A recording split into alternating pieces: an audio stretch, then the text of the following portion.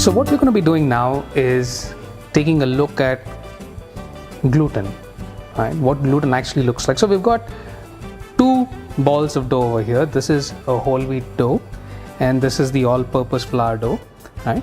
Now gluten is an interesting protein because it's water insoluble, right? So what we're going to do is we're going to wash this in water, right? You can wash it in running water. We'll put it in a strainer and wash it in running water.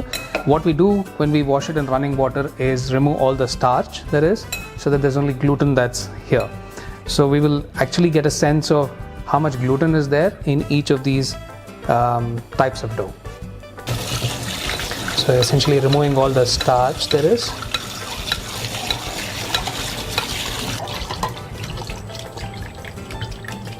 This is gluten. You can see it's nice and rubbery and has got lots of these strands, right?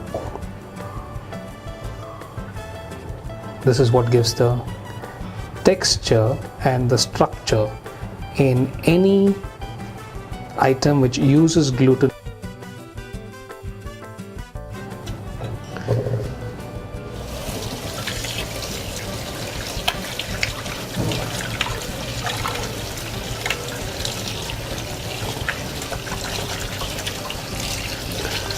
So the one big difference that you'll notice between whole wheat and all-purpose flour or maida is that you will see this being a little bit more brittle. See this?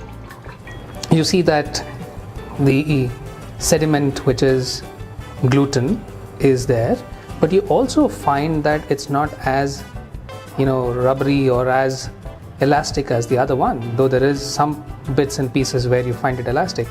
And the primary reason why you find the difference between the two, and let me show you in both my hands, is if you see the difference in the texture, right? It's primarily because whole wheat has husk, which almost acts like a blade, and every time there is friction, it cuts gluten strands. Okay. Now gluten is essentially a string of gliadin and gluten proteins, and the more that you need, the more you're massaging the hydrogen from the water into those two strands and making it a longer strand of protein, and you're making it a complex protein, right? And that's what brings about the structure for the bread.